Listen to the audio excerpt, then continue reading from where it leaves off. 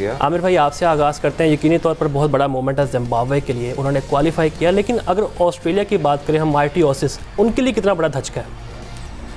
लेकिन वो धचका नहीं लेते, वो सीखते हैं।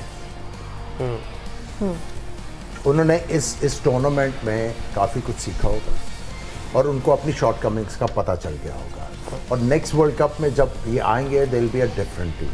बिल्कुल उनको सेटबैक हुआ कि उनके जो मेजर प्लेयर्स थे उनको इंजरीज हो गए। उन्होंने नए प्लेयरों को पहले मौका दिया, पाकिस्तान सीरीज़ में देख रहे थे छः लड़कों को चांस दे रहे थे साइमल्टेनियसली, और उनमें से देख रहे थे कि कौन सा लड़का डिजर्व करता है to be for the team during the world cup. लेकिन अनफॉर्चुनेटली उनका कॉम्बिनेशन भी नहीं बन सका, और फिर जो उनके सीनियर प्लेयर्स थे, आई मीन ट्रेविस हेड ने आखिरी मैच में जो लास्ट खेला श्रीलंका के खिलाफ किया, मिच मार्श ने भी किया, लेकिन जो तवक्को आप उनसे कर रहे थे स्टोइनिस से और उसके बाद मैक्सवेल से, वो हमें देखने को नहीं मिली। सो आई थिंक वो भी अब यही सोचेंगे कि इन प्लेयरों को हम लोगों ने काफ़ी खिला लिया, now we have to look somewhere else, और हमें अगले वर्ल्ड कप के लिए तगड़ी टीम तैयार करनी है। और यू बेटर बिलीव इट कि ऑस्ट्रेलिया ने इससे लेसन्स लर्न किए होंगे। ये नहीं कि हार गए चलो जी हो गया और उसके बाद आराम से बैठ गए, लेकिन वो अगले वर्ल्ड कप में बड़ी स्ट्रॉन्ग टीम बन के आए। सलमान, आप हमेशा जिक्र करते हैं डिफरेंट टीम्स के माइंडसेट के बारे में, जैसे इन्होंने कहा, what would you like to add about Australia's mindset? देखिए आमिर भाई ने काफ़ी हद तक उनका एक्सप्लेन जो किया, that is the culture of cricket that they have, that they learn and then they come back quickly. लेकिन एक चीज़ है कि T20 cricket is not the top of their priority list. उन्होंने सारा जोर एशेज़ में लगाया, उनके सारे मेन प्लेयर एशेज़ में खेले, ठीक है। तो उनके जो दो fast bowler, major fast bowlers हैं, वो नहीं आए because they played the Ashes, और जिसने रिटायरमेंट ली है he was the best bowler in the Ashes, सबसे तेज़ बॉलिंग, सबसे ज़्यादा विकटें, but T20 is not a priority. उसने IPL का हाईएस्ट कॉन्ट्रैक्ट छोड़ा था for the Ashes. So for them this format, they have won the World Cup once, they know if they fully get into it, तो फिर वो ऐसी cricket नहीं खेलेंगे। लेकिन इस बार कुछ उनसे गलतियाँ हुई हैं। एक तो मुझे ये नहीं समझ लगी कि किस तरह सब कॉन्टिनेंट में वर्ल्ड कप हो रहा है, स्टीव स्मिथ इस टीम में क्यों नहीं?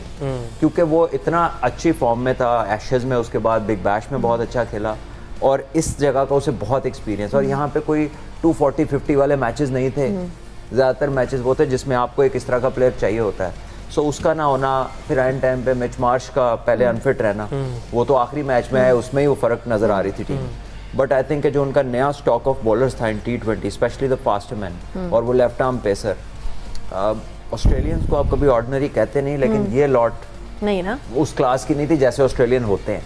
सो they will have to make a comeback, this is not good enough. जो ये इनका पास डिस्प्ले है ना, this has to change, specially the bowling lineup. और सलमान भी, अगर हम मिच मार्श की बात करें, कल वो बहुत सैड दिखाई दिए अपनी प्रेस कॉन्फ्रेंस में। उन्होंने कहा हम पहली दफ़ा अगर मगर का शिकार हुए, और ऑस्ट्रेलियन मीडिया को हम देखें बहुत क्रिटिसाइज किया जा रहा है मिच मार्श को कि ये पिछले 2-3 वर्ल्ड कप से बाहर हो रहे हैं। हाँ। ये फाइनल ना सेमीफाइनल में नहीं पहुंचे 3 वर्ल्ड कप्स में। ये कोई पहला हिकअप नहीं है इनका T20 फॉर्मेट के अंदर, क्योंकि ये मैं आपको बताऊं हर दफ़ा ही ये अपनी टेस्ट क्रिकेट के अंदर ज़्यादा फोकस्ड होते हैं, और इस तरफ ODI वो बड़े फॉर्मेट्स प्रायोरिटी लिस्ट में है। This is just a commercial format for them. इसके अंदर वो इंटेंसिटी नहीं उनकी होती।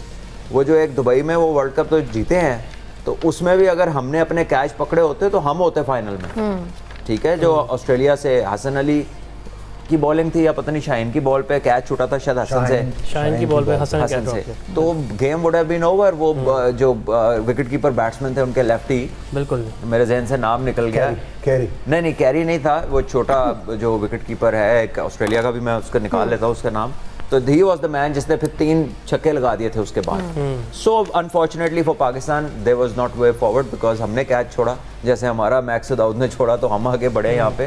तो ये क्रिकेट में चीज़ें चलती हैं। बहरहाल ऑस्ट्रेलिया की ना ये नंबर 1 प्रायोरिटी नहीं है ये वाली क्रिकेट। और आमिर भाई, अगर हम बात करें स्टीव स्मिथ की, एक हाइप क्रिएट की गई कि श्रीलंका के खिलाफ स्पेशली बुलाया गया उनको, तो इतने बड़े प्लेयर के लिए आपको नहीं लगता कि एम्बैरेसिंग है सिर्फ फील्डिंग करवाई गई है, बैटिंग का बिल्कुल मौका नहीं दिया गया? देखिए हम इसको एम्बैरेसमेंट समझ रहे हैं।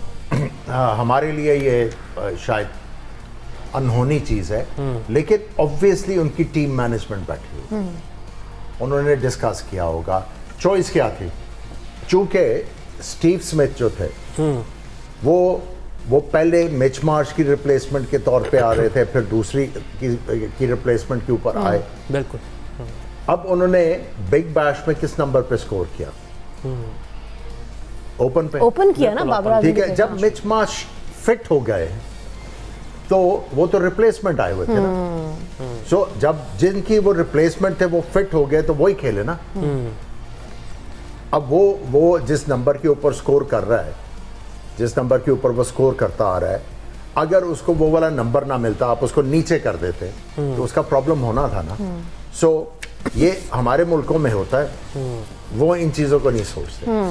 जिसकी रिप्लेसमेंट उन्होंने मंगवाई थी वो फिट हो गया, वो खेल गया और उसने स्कोर भी कर दिया। मैथ्यू वेड था वो keeper. Matthew Wade Matthew Wade हमारे थे लेफ्ट हैंड। अच्छा, जहाँ हम ये इस मैच की बात कर रहे हैं वहाँ पे डेड रबर को भी डिस्कस कर लेते हैं। हमने देखा आज दीपिंदर संगेरी की हम बात करते हैं, 50 ऑन 23 टू 17 का स्ट्राइक रेट। वेस्ट इंडीज के खिलाफ भी खेला था 58 ऑन 47, तो इनकी फॉर्म बड़ी अच्छी हमें इस वर्ल्ड कप में नजर आई है। And he is a part of Islamabad United in PSL। तो ये कितना बेनिफिशियल होगा for Islamabad United to have him? देखिए, I think it's a very good move by Islamabad United, और कराची किंग्स ने भी ओमान के एक प्लेयर आकिब इलियास हैं उनको लिया है। और I think rather than for Islamabad United it is good for that particular player कि वो एक बड़ी लीग का हिस्सा बन रहे हैं। पाकिस्तान के और दुनिया के टॉप प्लेयर्स उन्हें वहाँ पर मिलेंगे, उनके साथ एक्सपीरियंसेस शेयर करेंगे, अच्छी क्रिकेट खेलेंगे, तो when they go back they will have a lot to tell to their own people.